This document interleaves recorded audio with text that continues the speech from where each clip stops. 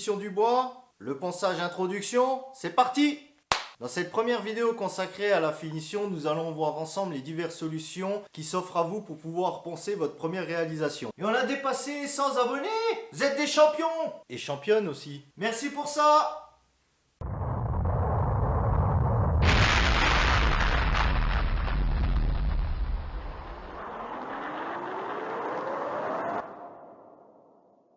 Et on va démarrer tout de suite avec quelques explications sur les abrasifs. Abrasif se dit d'une substance susceptible d'user ou de polir par frottement.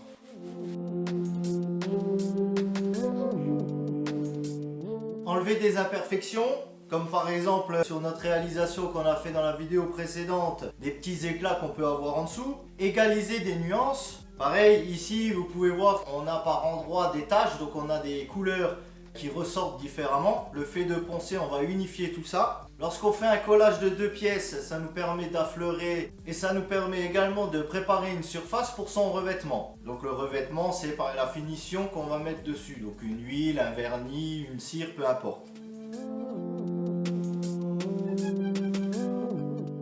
Vous avez les abrasifs à papier. Donc c'est ce type d'abrasif là. Vous avez les types d'abrasifs en toile. Alors vous pouvez les trouver également sous ce format là, ou alors vous pouvez trouver les deux. Donc c'est la combinaison papier plus toile. L'abrasif papier est en général, je dis bien en général, plus fin que le papier tissu. Par contre, lorsque tu le plies, le papier, tu vois, comment il a tendance à faire. Ou alors si maintenant je veux l'enrouler aussi par exemple, tu vois, il a tendance à faire des plis, c'est pas terrible. Ça par contre, alors c'est pas vraiment étudié pour cela. C'est des abrasifs qui ne marchent plus trop sur les machines et du coup moi je m'en sers à la main ça marche encore bien, donc ça m'évite d'en acheter pour rien. Donc avec ce genre de papier là, tu peux le plier sans qu'il casse comme le type d'abrasif papier.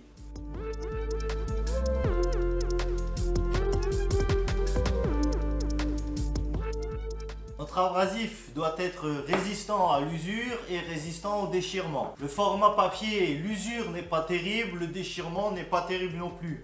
Le format toile est déjà plus résistant. Ça par exemple, les ponceuses à bande, c'est du format toile. Ça c'est déjà beaucoup plus résistant que le format papier. Qu'est-ce qu'on va lui demander aussi? D'être flexible. Parce que quand on va vouloir épouser des formes spéciales, c'est quand même bien que notre abrasif soit flexible. Le cas de l'abrasif papier, comme vous avez pu le remarquer, quand on veut le plier, ne se plie pas très bien et n'est pas trop adapté à la flexibilité. Dernier point important, il doit être adapté au support que vous souhaitez poncer.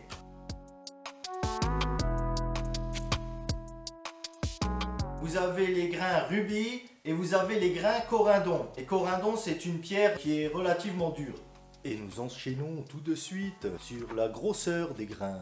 Donc le P80 que vous voyez, alors P80, P120, etc. signifie la grosseur du grain. Ce qu'il faut savoir, c'est qu'en fait, le 80, ça représente le nombre de grains qu'il y a par pouce. Donc un pouce, c'est 25,4 mm, je vérifie, c'est pas de conneries. Ouais, c'est ça. Donc un pouce est égal à 25,4 mm, donc ça veut dire que sur 25,4 mm, vous avez 80 grains. Plus vous allez augmenter le chiffre, donc par exemple P120, donc ça veut dire que sur 25,4 mm, vous avez 120 grains. Donc forcément, ils sont plus petits. Donc plus vous montez, plus votre grain sera fin. On considère très gros un grain de 36 à 40. Un grain gros de 50 à 60. Le grain moyen, celui par lequel vous allez démarrer en général, 80 à 100. Le grain fin, 120 à 150. Et le grain très fin, à partir de 180.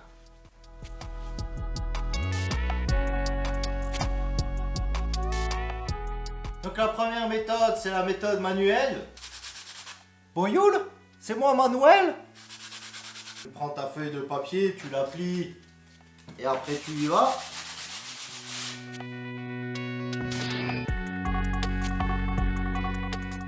La deuxième solution qui s'offre à toi, c'est la solution manuelle, mais avec des ustensiles. Et donc ça, je l'ai fait avec une imprimante 3D. Donc tu peux te servir d'ustensiles comme ça. Tu vas pouvoir faire des petits outils comme ça. Tu vois, qui vont te permettre d'aller dans les petits trous comme ça ici. Voilà, des petites choses comme ça. Tu peux te construire, et ça c'est simplement collé avec du scotch. J'ai mis du scotch double face sur mon morceau de bois et j'ai collé mon abrasif papier dessus. Un autre outil que j'ai pas parlé, c'est par exemple tu peux te faire des cylindres comme ça aussi. Celui-là je m'en sers. Je le mets, j'ai une perceuse à colonne et je m'en sers parfois pour dans ma perceuse à colonne. Un truc fait maison, alors c'est pas le top du top, mais ça fonctionne et ça m'a rien coûté.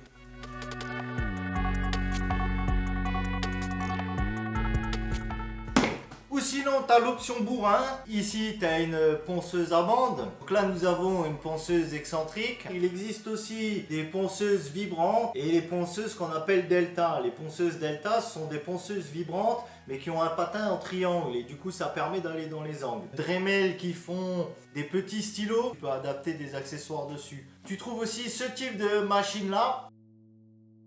Ou alors ce type de machine-là aussi que je n'ai pas en ma possession. On ne peut pas tout avoir non plus. Est-ce que tu as vraiment besoin d'une ponceuse quand tu veux démarrer? Bon, la réponse est non. Pourquoi ce n'est pas obligatoire? Parce que les ponceuses te font gagner du temps. Elles ne feront pas une meilleure finition à ta place. C'est pour ça que je réponds non. Après, effectivement, tu vas gagner du temps, tu vas gagner du confort avec des machines. Tout le monde n'a pas forcément le budget pour pouvoir investir dans plein de machines différentes. Donc toi, si tu veux démarrer, tu peux très bien commencer et faire tes premières finitions à la main, en sachant que ça te prendra plus de temps. Mais c'est comme ça que tu vas apprendre aussi.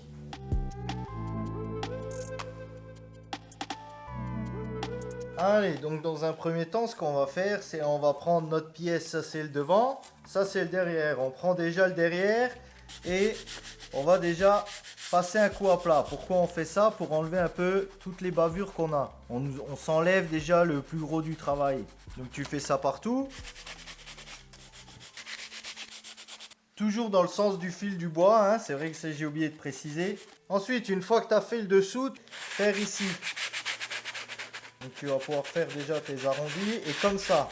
Parce que si tu fais comme ça, là on travaille au grain 80. Tu vois, je te montre, on démarre au grain 80. Si tu démarres en pensant comme ça, tu risques de refaire des éclats. Donc ici, on peut travailler dans ce sens-là. Donc on va éviter de faire des éclats et on va travailler dans le sens-là. Et on peut faire le tour là à la main aussi, hein, tant qu'on y est. Alors, tu vois, c'est un papier.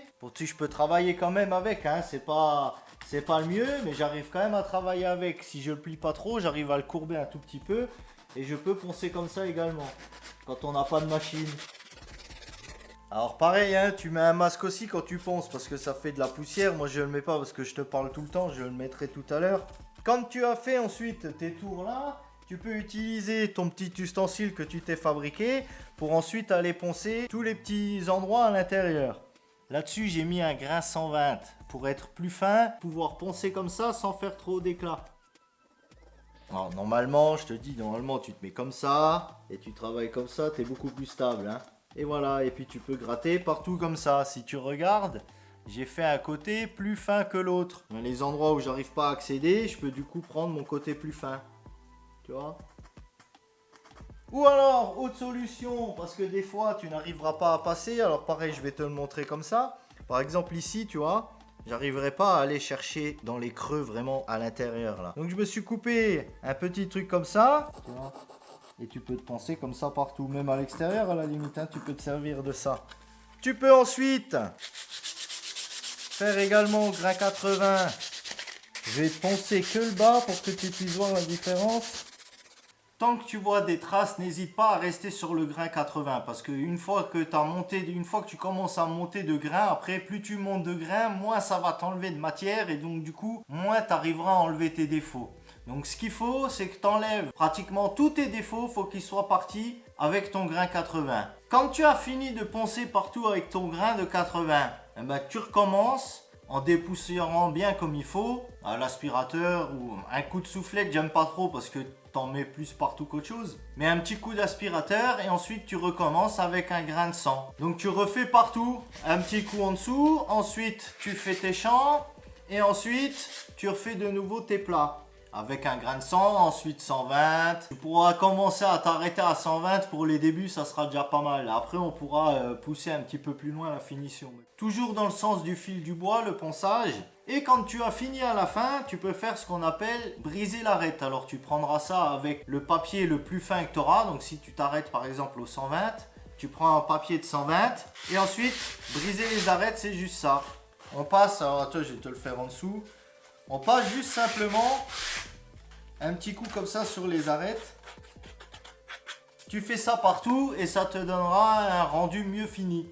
On va s'arrêter là pour aujourd'hui. Il y a encore beaucoup de choses à dire sur la finition. Là, je l'ai passé brièvement. C'est que une vidéo d'introduction.